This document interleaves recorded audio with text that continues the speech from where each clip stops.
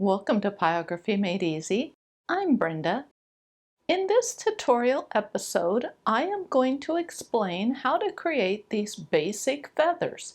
No pattern required and they're pretty easy to do.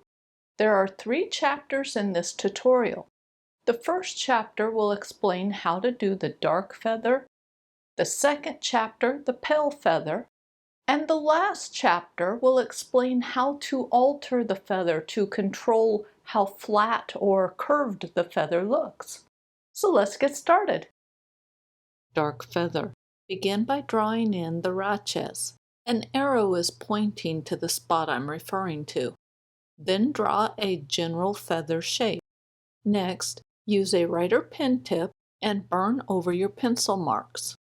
I am using Colwood's Micro Writer for this. Then rub a pencil eraser over the area to remove any excess graphite. Afterwards, rotate the board and switch to a shader pen tip. I am using Colwood's S shader. Burn short pull-away strokes adjacent to the raches. Start the stroke on the edge and pull it down a short ways towards the outer edge of the feather. I like to first burn a dark wide line next to the raches, and then I start the pull-away strokes. The reason is that the line creates a crisp edge, so I don't have to be as precise with where I start the pull-away strokes. The reason for rotating the board is that pull-away strokes are much easier to do if you pull them down towards yourself versus pushing them up and away or side to side. They are also easier if you can burn with the grain. That's not always possible, it just depends on the orientation of the grain. With the feather, I don't want the burn strokes to be uniform in color. Instead, I want a few that are slightly lighter and some that are slightly darker, but nothing too extreme. The color variation helps give the feather visual interest and helps give the feather shape. Another aspect to the shape is the angle that the pull-away strokes are burned. Hopefully you notice that my burn strokes have a slight curve to them.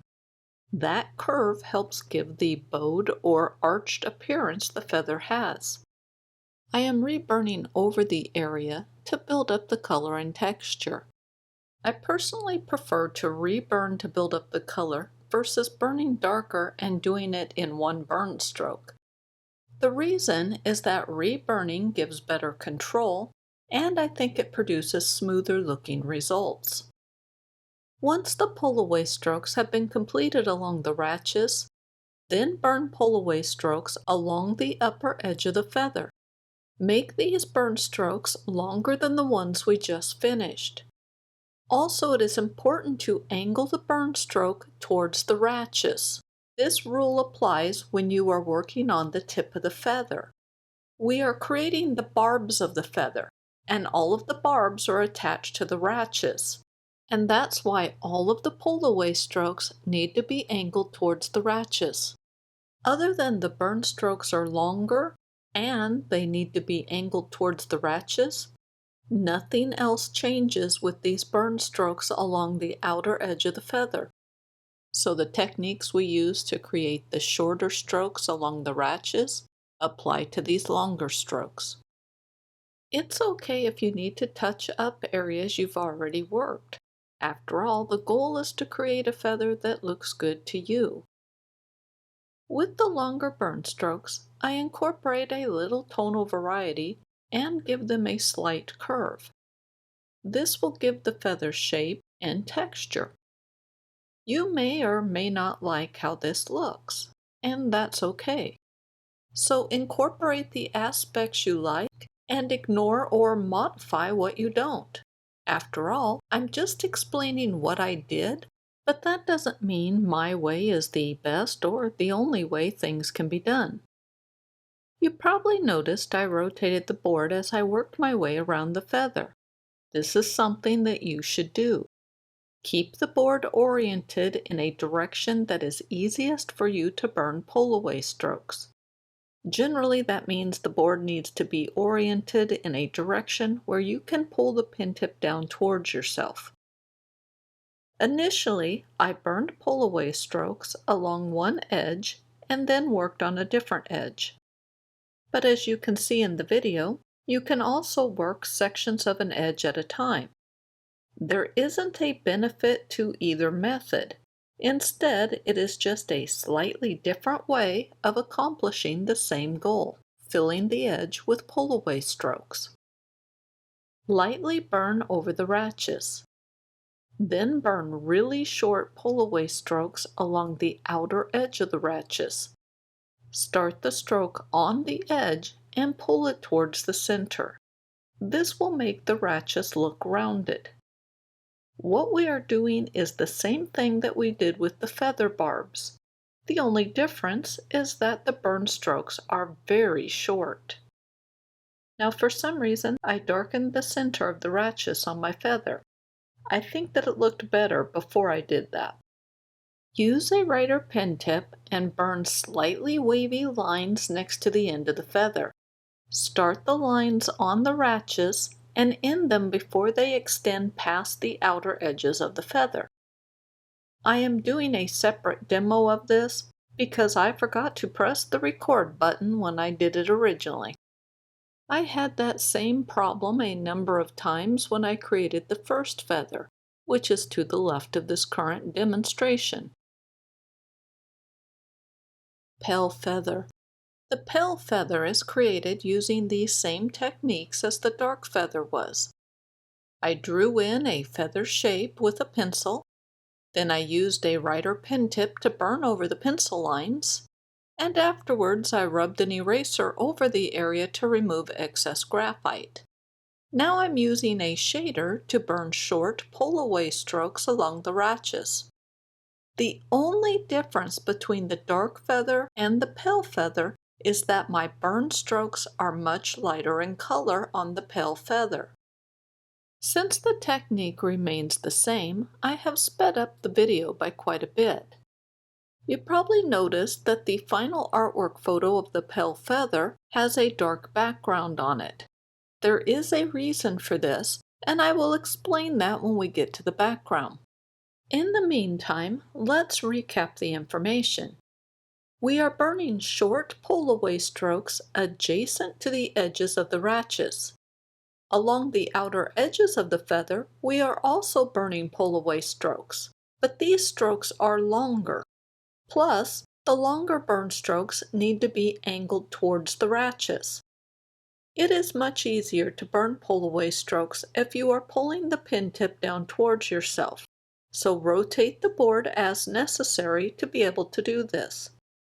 Also, lightly burn over the ratchets and then burn very short pull-away strokes along the edges of the ratchets. This will make it look rounded. Lastly, burn in some slight wavy lines near the end of the feather. Start the lines on the ratchets and extend them a short ways. Here's how the feather looks at this point. Now that the pale feather is done, I am burning in the background to a very dark color. I am doing this for 3 reasons. First, the board is going to age. As it ages, it takes on a tan hue, and this will make it harder to see the pale feather. Second, by burning the background dark, this will increase the contrast. That will make it easier to see the feather even as the board ages. And third, the high contrast will make the feather look even paler in color. By the way, the background does not need to be as dark as I burned it. Also, I didn't burn the background completely in one sitting. Before I finished the background, I worked on another project. I switched shaders for that project and didn't see a reason to switch back for this one. Lastly, I used a writer pen tip and burned around the wispy hairs. I didn't worry about making them perfect. My goal was to give them a little definition so that they look like individual hairs instead of a pale mass. No one is going to pay that much attention to the wispy hairs, so don't spend a lot of time on them. Quite truthfully, the wispy hairs don't add that much to the feather, so you could leave them out completely and they won't be missed. Notice how the background makes the feather appear lighter in color. Here's how the feather looked before and after I burned in the background. Altering. With this last feather, I'm going to show you how easy it is to alter the appearance of the feather. The first thing I'm going to do is make the left side of the feather look flat. To do this, all that is needed is to make the area uniform in color. I'm burning over the highlight until it is the same color or very similar in color to the edges. I'm using the flat of the shader, and I'm burning uniform strokes. I slightly overlap the burn strokes to help hide individual burn strokes from showing. As the contrast between the highlight and the edges of the feather gets reduced, the feather becomes flatter looking. Remove the highlight completely and you will have a very flat looking feather. As you can see, the left side of the feather looks flat because it is uniform in color. Next, I'm reburning over the edges of the right side of the feather to darken them up considerably. I'm not reburning over the highlight. This will increase the contrast between the highlight and the edges. That will make the feather appear more curved or bowed. As I reburn, I'm using the same pull-away stroke along the edges that I used to create them in the first place.